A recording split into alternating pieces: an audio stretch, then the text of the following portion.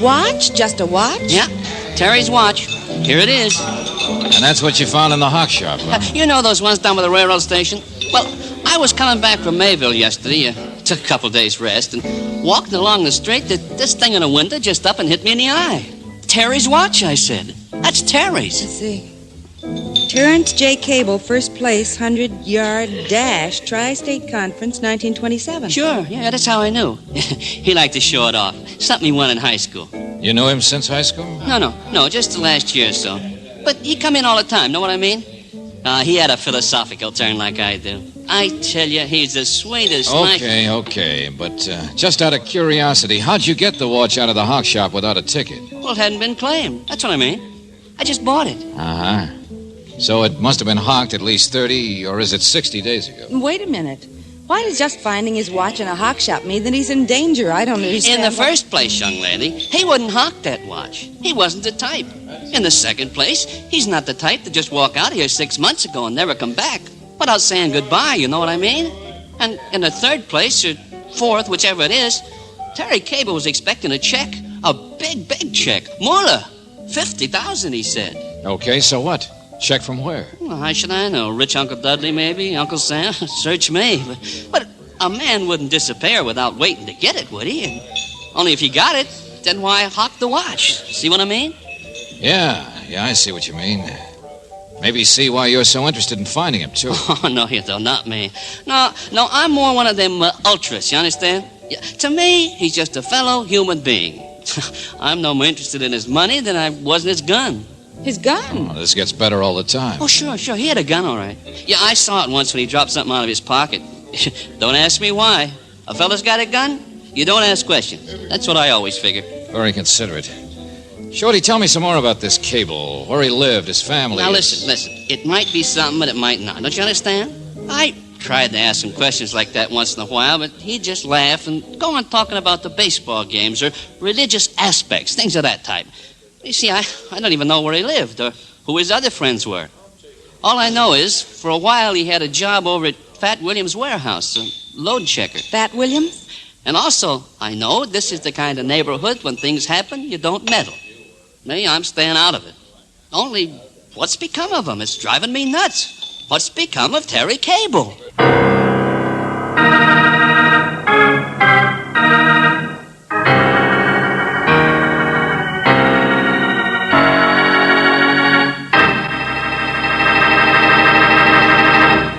You know, I think I know what's wrong with Shorty. His needle is stuck. But George will figure that out sooner or later. And while he does, let's take a minute for this. Now let's get back to the old question. What's become of Terry Cable? Cable? Never heard of him. They call you Fat Williams, don't they? Call me a lot of things, so what? In the warehouse business, Sonny, not lost and found. But we were told that you Who told you? Who sent you around here to bother me when I'm trying to take a day off for a game of golf? Never mind who sent us. I'm just looking for Terry Cable, that's all. He worked here as a load checker once. Solve a couple of hundred other bums. See out that window there? Don't see any streets for 3 blocks, do you? All warehouse, all mine. Got a keg of nails, I'll store it. Sure. Got a hot car, you'll store that. What's that? Oh, I've heard your name before, that's all. Just take it easy. Sonny, I thought you wanted help, not a button through your collarbone. Skip it, I said. Your place burned down here about a year ago, didn't it? I didn't realize you were still around, that's all. You mean you wanted me to know you were a real hep character? So any information I got, I better give you. Oh, these eager beavers. I can pester your employees to find out about Cable. But it'd be so much easier to get information by just saying please. Now there, see? Terrence J. Cable, no home address, worked here 3 months, paid $52 a week. Where did he go when he left here? Fired for spending too much time in the gambling joints. Like Lou Sprinkle's place. And that's all, huh? That's all you gotta say. Well, for the love of dog food, yes. What do you think I am, Sonny, a day nursery? What do I care what happened to some jerk I never even... What's that? His watch. Why'd you say so in the first place? You want to find this guy and tell him what time it is? Oh, get out of here, will you? I got a game of golf.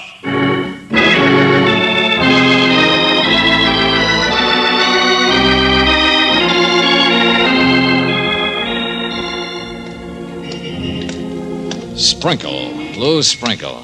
Well, this is about where I thought his gambling joint was, but... Yeah. It's all new construction. Anyway, George, how would a man who earned $52 a week be able to afford such gambling? Oh, I don't know, Angel. This Terry Cable doesn't sound like a very straight character so far, does he? No. Carried a gun, expected some big money, fired from one job that we know of. You know, I'm not even sure why we're looking for him. Well, we're not going to find it behind a board fence, Angel. You're just as curious as I am why Shorty thinks it's important to find this. Oh. Hello. Admiring the building? Gotta be nice, isn't it? Good lines. Yeah, it is. You work on it? No, just watching. Watch every day. Gonna be 115 offices in that building, mister, and all mine, every one of the mine. Yes, sir, I own it. Oh, well, congratulations. Wait a minute. You must know this neighborhood, huh? Sure do. Been located here 15 years. B.B. Manx is my name, in case you're looking for a place to get situated. Good transportation here, you know. Central heating, each office. Oh, no. I'm just looking for a joint. A joint? Well, Lou Sprinkle had a gambling place around here. Oh, him, sure. He's got a new place across town. Real fancy, they tell me. He used to be here all right, but he moved out after the fire. Well, what's the address Hold it, of Angel. What fire? Well, the same one burned the old Manx building down, my place. It was in the newspapers 10 months ago. George. Mr. Manx, you're giving me an idea. Did you ever happen to know a man by the name of Terrence J. Cable? Cable? Yeah. Search me. Hey, wait a minute. They call him Terry? Yeah, that's the one. He was a foreman, I think. Bossed the cleanup gang after my fire here. Why? Never mind. You don't know what's become of him, do you? No, search me. You're looking for him, huh? No, not anymore. George. I think I know all I need to know about him. Come on, Angel, let's play a fast hunch. Don't you get it? Terry Cable wasn't a crook at all. Just the opposite.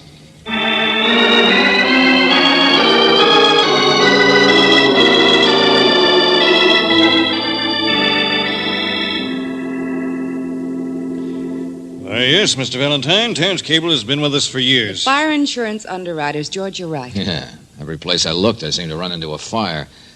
Any guy who once in a while carried a gun and who so gratuitously could wrangle jobs in places that had burned... We had money to spend in a third place that burned. had to either have an angle or an expense account, Mr. Everett.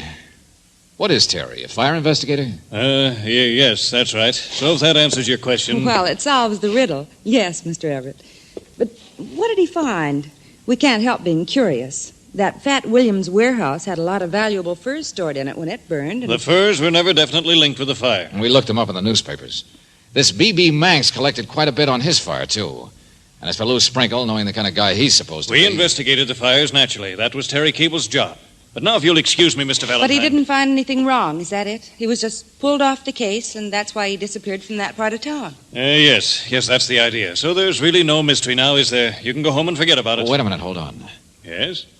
Why don't you tell us the rest of it? Where's Terry Cable now? What's become of him? Are you asking for a client or for yourself? Well, what difference would that make? Mr. Valentine, it wouldn't make any difference one way or another. You see, Terry doesn't work for us anymore. I really haven't the slightest idea where you could find him. Oh, you mean you won't tell me? Or you don't want me to look? I mean those cases are closed. And besides, Cable doesn't have anything to do with investigations anymore, so what business is it of yours? But he disappeared so quickly, we thought... Well, I don't know what became of him. Left town, I think. Now, really, Mr. Valentine... You're lying, friend. But okay, if that's the way you want it. But I'll be back. What? You don't want me nosing around because you know what's become of Terry Cable. Well, maybe your closed case will be reopened as soon as I find out why my client was so anxious to reopen it.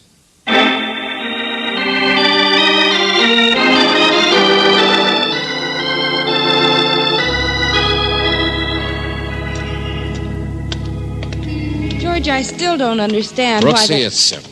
Look, don't you see why the insurance companies would want to protect their own good name? But what did Terry Cable have to do with Angel, their... now look, think back. It's all there. The kind of a guy Cable was, what he did, and why he disappeared. Hey, Shorty!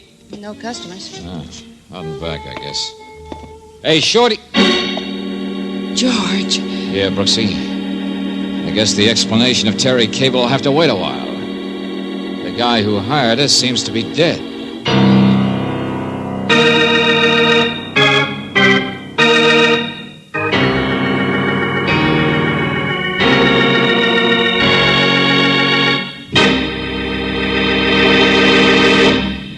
Poor Shorty. Someone must have gotten tired of hearing him spout that same old question and shoved a bar rag down his throat. Well, maybe it wasn't quite like that, but we'll find out all the gruesome details in just a minute.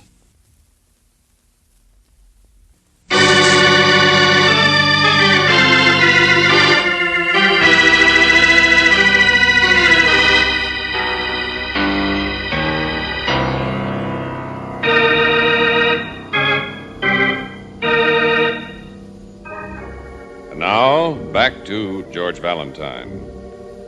The man who hired you is dead, Shorty McGowan. He's been shot.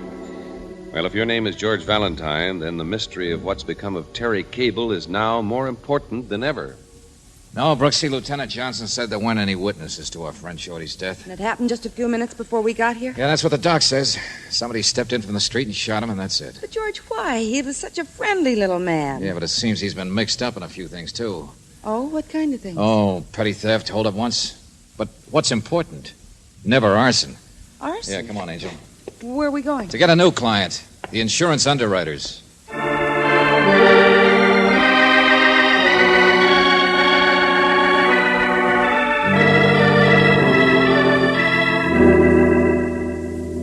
All right, you're hired. I thought I would be. Only you understand, I'd just assume the police Sure. didn't. Protect your office's reputation. I understand, Mr. Everett. I'm rather new here. I'm only pinch hitting for the regular man who runs this office, and But what do you have to hide? Brooksy, Terry Cable worked for this office. He was a bonded, trusted employee. He was in charge of investigating all those fires. Yeah, worked hard, I guess. Got jobs with the guys whose buildings had burned. We thought he had to do it that way. There wasn't any superficial evidence of fire setting.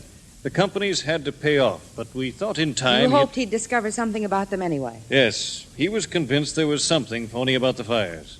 Each case resulted in actual profit as far as the owners were concerned. Okay, then let's lay the cards on the table, shall we, Mr. Everett?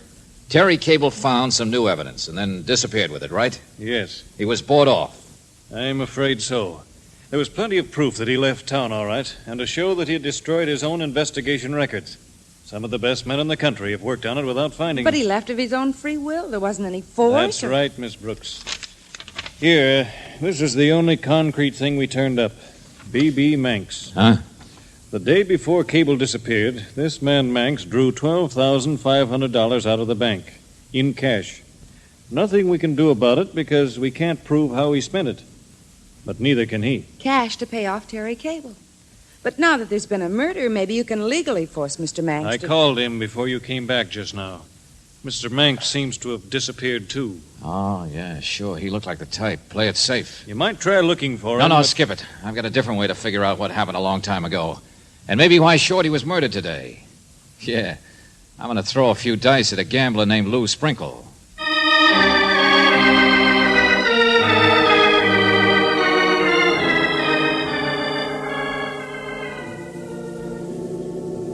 And what is this proposition, Mr. Valentine? Very simple, Mr. Sprinkle. I want some money. Does that make you a man from Mars? Who doesn't? No, I come from closer home. From Terry Cable. Is that so? Yeah, I think you've done business with Terry in the past. Yes, I remember. But I don't think the nature of the business would concern you. It was gambling, of course. If you say so. Maybe it was gambling on your part to think Terry wouldn't want to do some more business. Merely because I don't choose to make a definite statement doesn't mean that you can. All right, here goes. I come from Terry right now. Terry sent me. He wants some more money. I don't think I heard you correctly, Mr. Valentine. Now, if you'll excuse me, I'm a very busy And because you might not believe me, he gave me his watch to show you. Here, take a look. How much does Terry want? Oh, $10,000 would keep him quiet, I think. That's ridiculous. He said he still has testimony regarding a few fires, just in case you tried to rub any sticks together. I'd have to see this man myself or through my own representative. Do you mind? No, but you are willing I to... couldn't discuss it with you at all. I'm sorry. Here. What's this? Present for your trouble. $1,000 bill? Show it to Terry. He'll understand my good faith. So will I. Cautious, but faithful. So long, Mr. Sprinkle.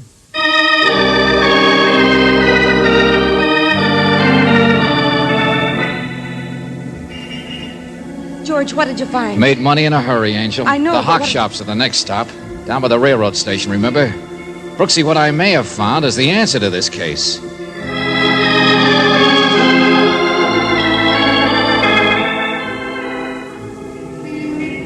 So you were going to find the answer, huh? You can't even find the hock shop. Yeah.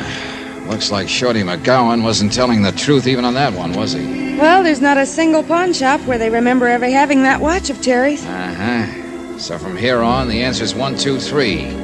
What could have happened, Angel?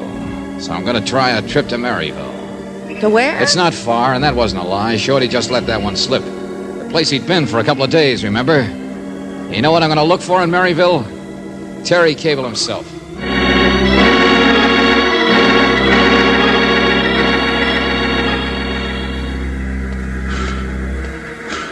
Hey there, Mr. Valentine. Yeah, right here.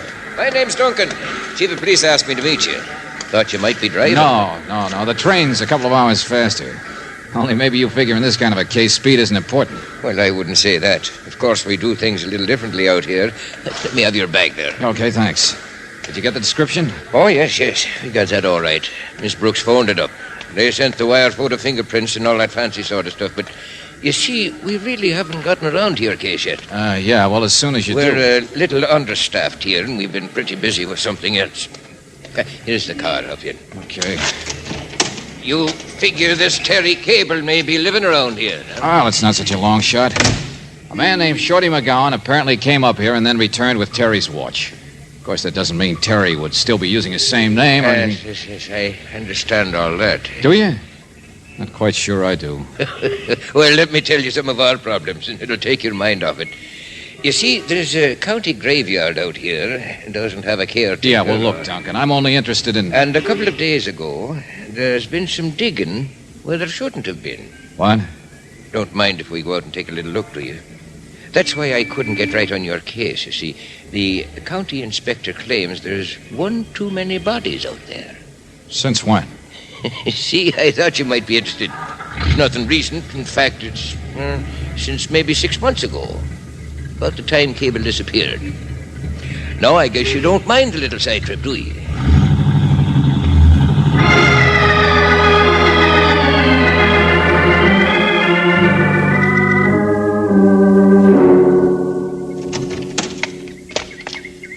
Got a man over there working on it now. The guy with the shovel, huh? Yes. You see, what happened was somebody noticed the earth had been turned up since the last rain. Only when we take a look, it wasn't a new body thrown in. It was just an old one. It had been put there 3 months ago. How do you know it was originally put there about the same time Cable disappeared? Well, that's the easiest time to do it, isn't it? Not a bad way to get rid of a body. Just add him in when the grave is fresh. I mean, the time to do it was exactly 6 months. All right. Only let's get rid of that guy with the shovel quick, huh? Why, it's getting dark. I want to get back to supper. No, listen to me. The extra body, if it's Terry Cable, was put in there months ago, right?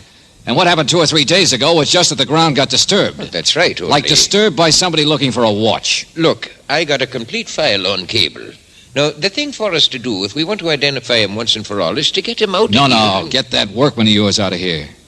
I don't catch you. Look, I told you the train's a lot faster than a car, so it's getting dark. That's all the better. The thing for us to do, friend, is miss our supper. Why? Because maybe I got here first. Okay, so here I'll be, digging.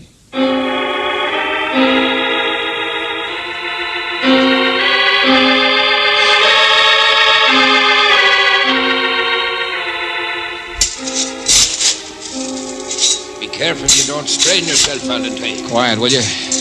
You're just supposed to be watching. You know, I watched a digging scene once in Hamlet.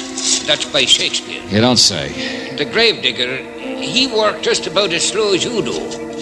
Come across a skull, as I remember, just when... Hey, shh, wait a minute. Automobile. Yeah, but no headlights. What do you know? You sure make a pretty target out there in the moonlight. You sure make lousy jokes sitting there in that... Oh, hold it. Automobile stopped. Yeah, somebody's getting out. Okay, stay out of sight and wish me luck, friend. All right. Back to work. Hey! Hey, you! Yeah? Come here. Who is it? Valentine, come here. Oh, you know me, huh? Been watching me all day, I guess, the way you watch Shorty. How you get out here? Oh, don't worry, I'm alone. I saw the body, though. Yeah, it's Terry Cable, all right. Pretty neat place to get rid of him 6 months ago. So neat you didn't even have to bother to take his watch. What Shorty did. He finally figured it out, didn't he, huh? Came up here, found Terry's body and the watch. And then hired me to put a little fear into you so he could shake you down the way you shook him. Go on, talk all you like. Only be careful coming through that fence. Yeah, sure, I'll be careful. You don't want another body out here to explain. Because that's what happened, isn't it, mister? You guys had fraudulent fires and then bought the investigator off, huh? $12,500 each. Only Cable was expecting $50,000, as I remember. So that'd probably mean 4 of you instead of 3, wouldn't it? Fat Williams, B.B. Manx, Lou Sprinkle, and who? Shorty McGowan himself? Was he the 4th? He have a fire, too? Put down the shovel and get into the car. No, wait a minute. I know who you are, all right, only... Do you? Sure. How's your game of golf? I guess the minute I left your office, you knew who'd sent me, and you headed right over to kill Shorty. To shut him up before he could go any farther. You've gone far enough, too. Fat Williams, the big shot. With a big secret, right? Something that Lou Sprinkle, for instance, didn't seem to know. That Terry Cable was really dead, that you killed him. Yeah. You're smart, too, aren't you? Well, it's fairly simple. You didn't pay Terry off, you just killed him. In 6 months' time, Shorty finally caught on to it. Yeah, Shorty was smart. He stole some furs. Did he tell you that? Furs? Oh, yeah, sure, from your warehouse. So that's what tied him in, huh? He worked with us. He was the 4th one. Look where it got him. Buster, don't try to tie the others in with you like that. Manx and Sprinkle may have been worried about their fires, but they paid off in cash. I suppose Shorty paid off, too. Only Terry was expecting a check. 1 check. He was smart. He'd want it that way. Yeah. So one of you must have collected the payoff dough from the others, one like you. Only instead of a payoff, you kept the dough yourself and killed the investigator. Yeah, that's all that happened. That's all that Shorty found out. Shut up and get in the car. By tomorrow, Sonny, nobody will even know we've been here. Hey, what? Look out, Valentine. You... That's all. Pretty fancy shooting for nighttime, wasn't it? Oh, yeah, sure. You'll get a medal. You missed him a mile. Hey, what? But thanks for spoiling his aim. I hit him with a shovel.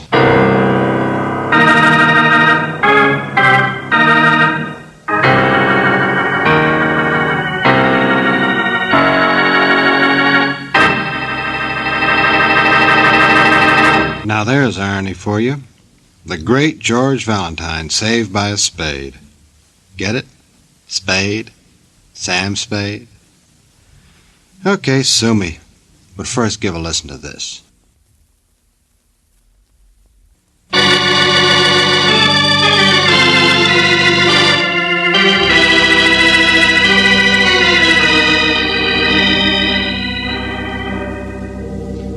Don't you understand, Angel? Apparently Terry Cable wasn't even crooked. 6 months ago, Fat Williams just persuaded the others that Cable was. Then he pocketed their dough and killed Cable. The insurance people and his family and everybody will be awfully glad that you cleared his name. Only, George, I still don't understand how you knew it had to be Fat Williams. Well, you remember, Angel, he's the only one I showed that watch to before Shorty's death. So he's the only one who could have known that Cable's body had actually been found. In other words, that Shorty's nosing around had finally made it necessary for him to be killed. Oh, darling, you're wonderful. Wow. No, I mean it. Your powers of observation, your logic. Wow. You know, George, while you were up in Maryville, I did some shopping. I found a real bargain on kitchenware, so being a girl who plans ahead, I bought some. Kitchenware, Angel? Mm-hmm. For your one-room apartment? What in heaven's name for? Well, like I said, planning ahead. You'll find out.